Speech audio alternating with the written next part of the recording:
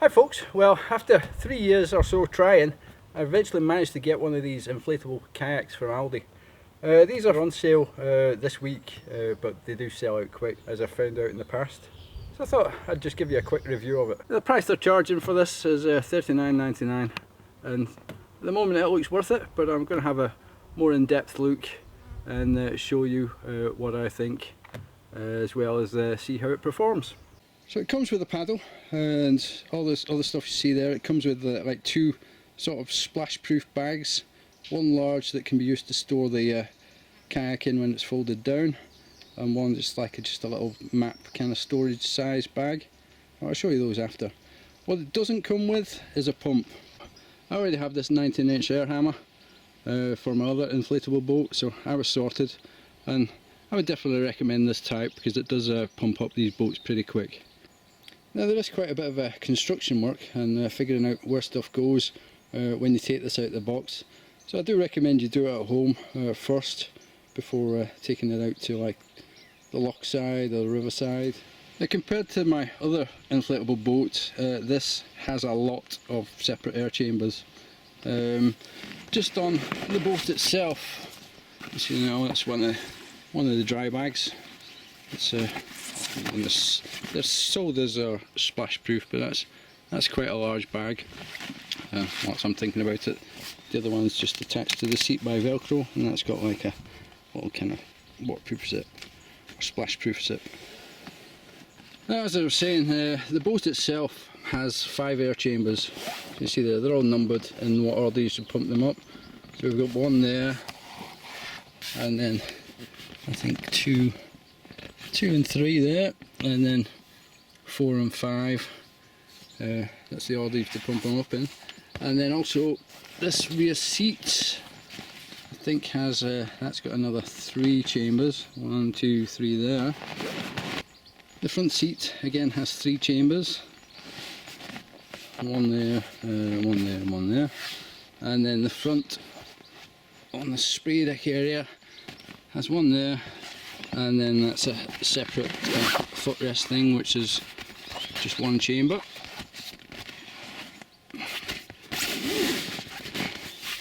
So it's quite a bit of figuring out the first time you inflate it, because you have to tie on these, figure out where these go. The seat, I've just tied it down like that. That's not how it recommends in the instructions, I don't think. It recommends using one of the different lengths of rope that they give you. This back piece took some figuring out. And you've got to put these handles on the end, and around the front here, and it just ties on to there, so that gives you a little grab handle at the front. I just tuck that up inside the front spray deck. These spray decks just fasten on, got little button tags there, and then here is just like elasticated bits. They're all separate pieces that come in the box. That, the seat, and the rear spray deck / seat, that's joined together, as well as the front footrest. That's a separate piece, and obviously the 2 bags, which I already mentioned. This all looks to be made out of the same material, which is this stuff. It's not overly thick, but it doesn't feel like it's going to burst the first time you use it. Certainly not as heavy or as strong as my Intex boat, which I've used a lot and run up on rocks and stuff, and it's not come to any damage. But I guess we'll see over time how this holds out. Although this is sold as a double kayak, it only comes supplied with 1 paddle. The paddle quality, I've got to say, isn't the greatest. It does feel pretty floppy. It flexes a lot at these joints, which I don't like. The handle material is certainly a lot thinner than the other paddles I've got. It's aluminium, so it is pretty light, so I suppose that's a good thing. But as I say, it does not feel like it's going to last. The blades, I think, are very small for this size boat. Whenever I'm taking this out any distance, I think the first thing I would do is replace the paddle with one of my other ones. I'll just give you a quick comparison with this and my Intex paddle. So you can see my Intex paddle at the bottom there, much larger blade. The shaft material is certainly a lot thicker. This is actually the older style of Intex paddle. They've actually got a new style out which is very good. Well, this one's not bad. The handles, these grip handles kind of hurt your hands a bit. So these slide in, you tighten these thumb screws up and holds it all together solidly. Actually the new style Intex do use this kind of assembly, but they're not as floppy as them. What I do like are the drip rings. That's what this paddle's missing, and the new Intex one's got the drip rings. Well, definitely I'll try out that paddle that comes with it, but I think I'd definitely be carrying a spare. I'll take this Intex one in one of my bags, because basically it comes apart, the blades come off, this comes apart, that comes off, that comes off, that comes off, that comes off, and that comes off. Whereas on the Aldi one, you basically got, that's one piece, that's one piece, and then that's one piece. It comes out 3 pieces. So I'll give you a quick look at the box. There you go, the price of it. Should go for 2 adults, and it comes with 3-year warranty, which is pretty good. And the details are all there if you want to pause this. Obviously no review will be complete without a test, so I better get this packed up into the van and get off to the loch. Okay, so I've got the boat loaded down now. I've got some stuff, hopefully we'll stop for lunch across the loch or somewhere. So just about to jump in, but you can see my load out here. With some lunch stuff in this bag, a stove and that. Looks quite big, it's got some quite big stuff in it. I've taken the pump along with me. I usually would take my small one, but I didn't bring my small pump with me, so I'll just take this big one just in case. I've got my phone and stuff is in a separate waterproof bag inside this one. I've also got a map in there. Got a throw line, but it's also got my fishing magnet on, so I could do some magnet fishing. And then behind here I've got a spare jacket, camera gear and some other stuff. I think some more food in there. But yeah, just going to get in there. Hopefully it's loaded pretty evenly. I'll get in and see if it tips over.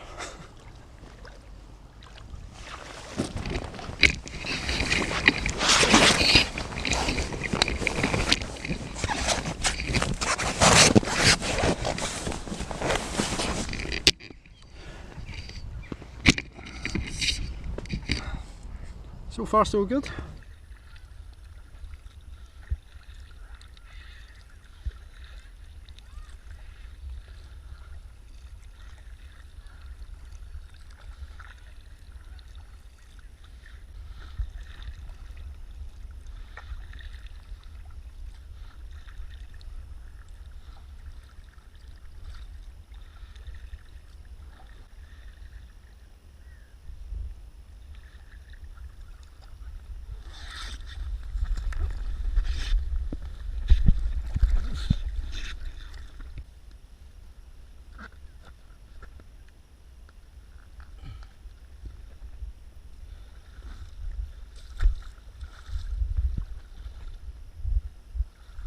So I've come across the first issue here, and that's that these didn't have big enough knots tied in them.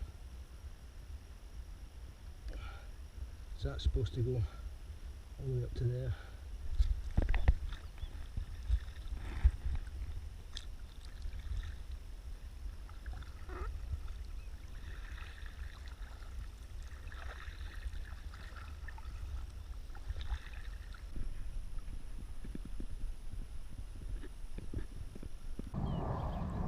So far, fairly impressed with it.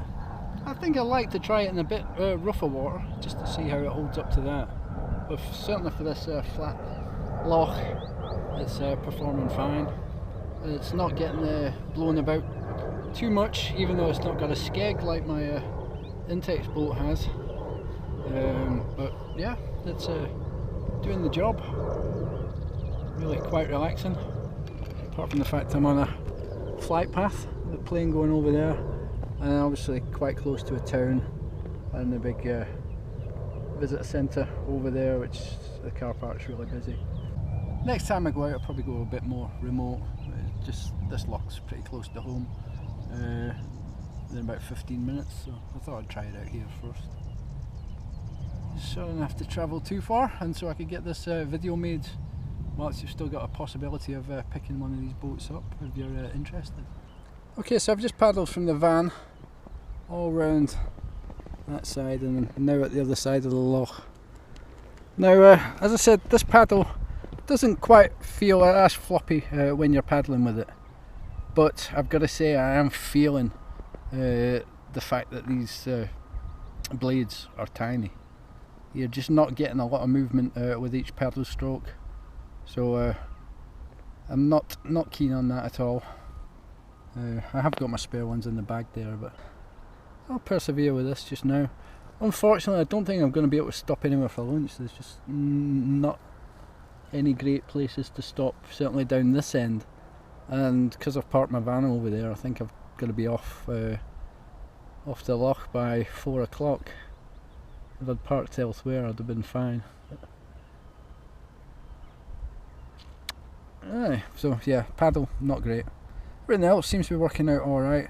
That wet bag, that's quite handy just being able to take it off like that, but the velcro isn't very strong. I reckon if you capsized or anything like that, there's a chance you could lose the bag if it doesn't float with what you've got in it. Everything else is holding up pretty reasonably though. It's a nice day for a paddle, not too hot and not too wet and cold, miserable. Although I quite like that as well, to be honest. But yeah, it's a reasonably nice loch, but well, it's not even that busy, but it's still too busy for my liking. I like it to be just me and whoever's paddling with me. But yeah, enjoying it. Right, so it's now 2:52. We're going to head straight back to the van. What I think would be usually about a 10-minute paddle, certainly in my Intex boat. So we'll see how it goes with these tiny blades.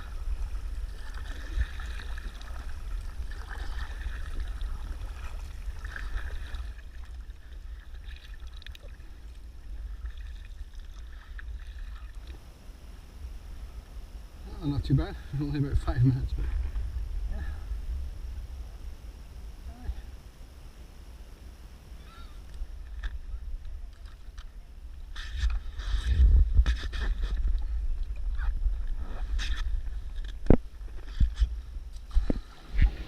Yeah, so overall the boat didn't do too bad. Just a few issues with the lines not being fastened right from the factory, so I just need to check them again when I get home. This rear seat could do with a bit more air. I didn't put enough air into it, and my load wasn't quite centralised, so the whole boat had a lean to it, which made it a bit uncomfortable. And as I said, the paddle blades are just too small, so I'll be replacing that with one of my Intex paddles, or maybe even a new one. But apart from that, very happy with it. It's done the job. But unfortunately I'm not going to get my lunch here, so I'll go somewhere else and get that.